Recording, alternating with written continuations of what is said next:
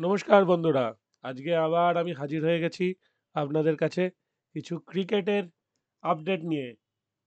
শুধু ক্রিকেট আপাতত বলছি, তারপর পরেগুলো দেখা যাচ্ছে। প্রথম খেলা যেটা হচ্ছে শ্রীলঙ্কা ভার্সেস অস্ট্রেলিয়া, খেলা হয়েছে কলম্বোয়, মানে হচ্ছে। শ্রীলঙ্কা টসে জিতে ব্যাট নিয়ে মুশকিলেই পড়েছে বলা যায়।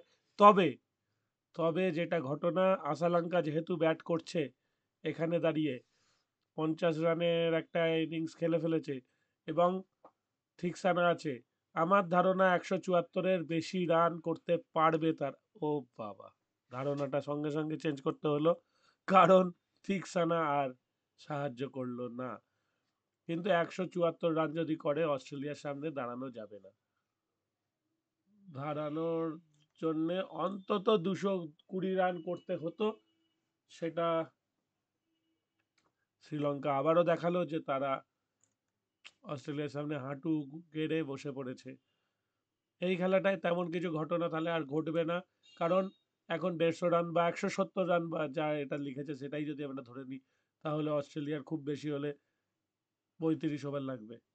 আর যদি তাও না লাগে, তাহলে অস্ট্রেলিয়া ঠিক শেষ পর্যন্ত জিতে যাবে। এই খেলায় রোমাঞ্চকতা আর সেরমভাবে রইল না। আমরা যেটার জন্য ওয়েট করছি সেটা হচ্ছে India versus England, third ODI. খেলা হবে আহমেদাবাদ। আহমেদাবাদে খেলা হওয়ার ঘটনাটা সবাই জানেন। আহমেদাবাদ একটা সবচেয়ে বড় মাঠ ভারতের মধ্যে, বড় স্টেডিয়াম বলা উচিত, মাঠও বড়। আর আজকে রেড সয়েল না ব্ল্যাক সয়েল সেটা একটু দেখে নিই। A hot humid day is forecast for game in Ahmedabad. Both England and India are painfully aware the that best chance of winning white ball game there is to chase. ঠিক আছে। বিরাট কোহলির আর 89 run দরকার 14,000 রানে পৌঁছতে, আর রোহিত শর্মার 13 run দরকার 11,000 রানে পৌঁছতে।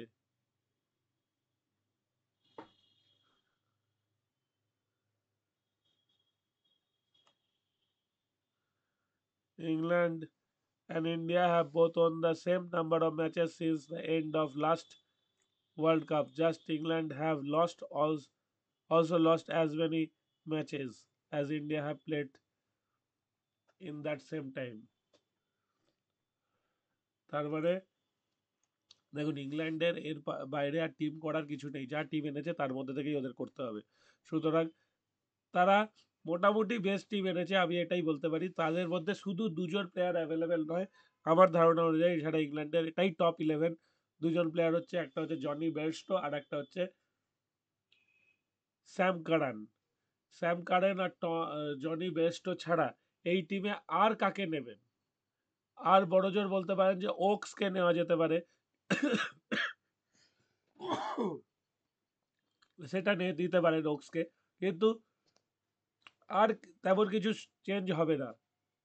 লিভিংস্টোন প্রথম দিকে খারাপ শুরু করলেও যখন খেলা গড়িয়েছে এবং সিরিজ যত গড়িয়েছে তত কিন্তু লিভিংস্টোন ভালোই খেলে গেছে। লিভিংস্টোন আগের দিনও ভালো খেলেছে।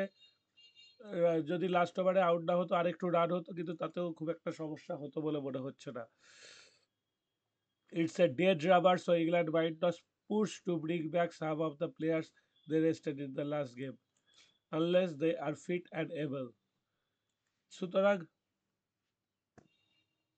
এই ম্যাচে বিশাল কিছু আমরা এক্সপেক্ট করতে পারি না, কিন্তু কোন পিচে খেলা হবে সেইটাই আমাদের এখন জানার বিষয়। যদি রেড সয়েলে খেলা হয়,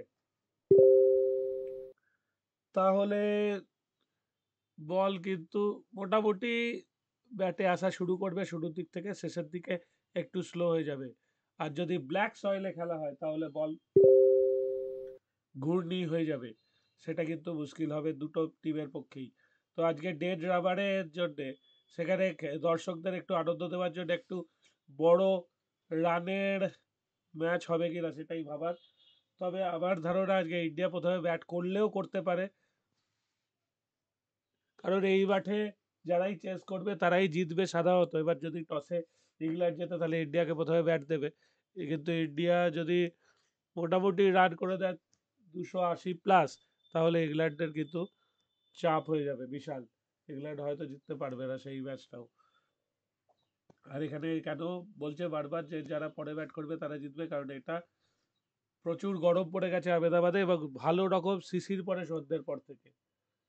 তো সেই হিসাবে আজকে কিন্তু সেকেন্ডে ব্যাট করে জেতার চান্স সবসময় বেশি থাকবে। ইন্ডিয়া ব্যাট করলে শিওর জিতবে, সেকেন্ডে ব্যাট করলে মোটামুটি শিওর ধরা যায়। আর ইংল্যান্ড ব্যাট করলে নাও জিততে পারে। এটা একটা খেলা গেল। আর একটা খেলা নিয়ে আলোচনা করব, সেটা হচ্ছে পাকিস্তান ভার্সেস সাউথ আফ্রিকা। এরা ট্রাই নেশন সিরিজ চলছে, আপনারা জানেন। নিউজিল্যান্ড, সাউথ আফ্রিকা আর পাকিস্তানের খেলা হচ্ছে। নিউজিল্যান্ড দুটোই জিতেছে। সাউথ আফ্রিকা একটা খেলেছে, একটা জিতেছে। পাকিস্তান একটা খেলেছে, একটা হেরেছে। ও, সাউথ আফ্রিকা একটা খেলেছে, একটা হেরেছে, সরি। আজকে পাকিস্তান আর সাউথ আফ্রিকার মধ্যে যে হারবে সে তাহলে লাস্টে পজিশনে পৌঁছাবে। সাউথ আফ্রিকা দেখুন লাস্ট পাঁচটাই হেরেছে। পাকিস্তান শুধু লাস্টেরটা হেরেছে, বাকি সব কটা জিতেছে, 4টে।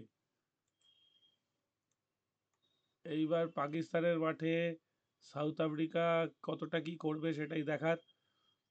Expect another high scoring game অবশ্যই।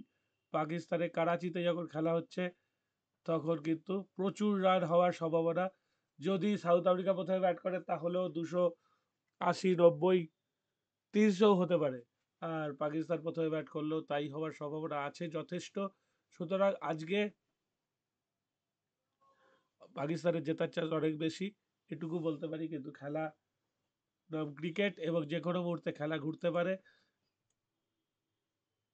দুজন স্পিনার নিয়ে নামছে সাউথ আফ্রিকা, শামসি আর মহারাজ।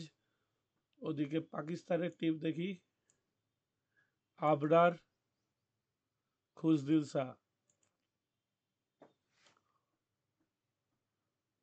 আচ্ছা, রিজওয়ান ক্যাপ্টেন, ফাকার জামান, বাবার আজম, কামরান গুলহাম, রিজওয়ান সালমান আগা, সদ শাকিল, খুশদিল শাহ, সাইন শাহ, নঈম শাহ, আবরার আর হ্যাজনেন।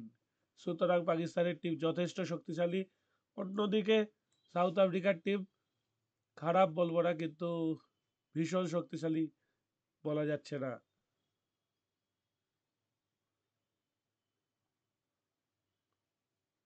মোটামুটি একটা টিম বলা যায়। বোলিং অ্যাটাক এই দুজন বাদ দিয়ে আর আপনি কোনো ভীষণ এক্সপিরিয়েন্স প্লেয়ার খুঁজে পাবেন না। ব্যাটিংয়ে এটা আছে বাবুয়া, ক্লাসেন, ভেরিন অবশ্যই ভালো খেলছে, কিন্তু এছাড়া খুব নাম করা প্লেয়ার নেই। জর্জি কিছুদিন সার্কিটে আছেন অবশ্য, আর মাল্ডার আছেন। সুতরাং পাকিস্তান একটু হলেও এগিয়ে থাকবে। যদি পাকিস্তান প্রথমে ব্যাট করে তাহলে কিন্তু রান 320, 30 যা খুশি হতে পারে। ঠিক আছে। আর একটা খেলা চলছে, সেটা হচ্ছে United states of America versus Oman. Oman আগের দিন নামিবিয়ার কাছে একটা জাতাভাবে হেরেছিল। সেটা হচ্ছে যে নামিবিয়া, দৃশ্যই মনে আছে, নামিবিয়া 169 করেছিল, 169, ইয়েস। এবং ওমান 146-এ অল আউট হয়ে গেছিল। সেইটা কিন্তু ওমানের একটা বজায় থাকার ঘটনা চলছে। এবং ইউএসএ 1 নম্বর টিম, 13টা খেলে 9টা জিতেছে। সুতরাং আজকে ওমান তেমন কিছু করতে পারবে বলে আমার মনে হচ্ছে না। পারলে তো দেখতেই পাবো, তবে চান্স কম। তাহলে অনেকগুলো ক্রিকেট নিয়ে আমরা আলোচনা করে নিলাম। আর যেটা আসছে সেটা হচ্ছে যে, দাঁড়ান দাঁড়ান দাঁড়ান দাঁড়ান, এই যে আগামী শুক্রবার থেকে শুরু হবে WPL, মানে IPL এর ঘন্টা বেজে গেছে, তাই WPL আগে শুরু হবে। 5খানা টিম নিয়ে খেলা। আশা করি চূড়ান্ত উত্তেজনাময় কিছু খেলা থাকবে এবং আমরা চেষ্টা করব ডেলি কভারেজ দেবার। ঠিক আছে, আশা করি সবাইকার ভালো লাগবে এবং সবাই খুশি হবে সেই কভারেজগুলো পেয়ে। চলুন আজকে এখানেই শেষ করছি। আগামীকাল বা আগামী পরশু থেকে রেগুলার হওয়ার চেষ্টা করছি। টাটা, ভালো থাকবে সবাই।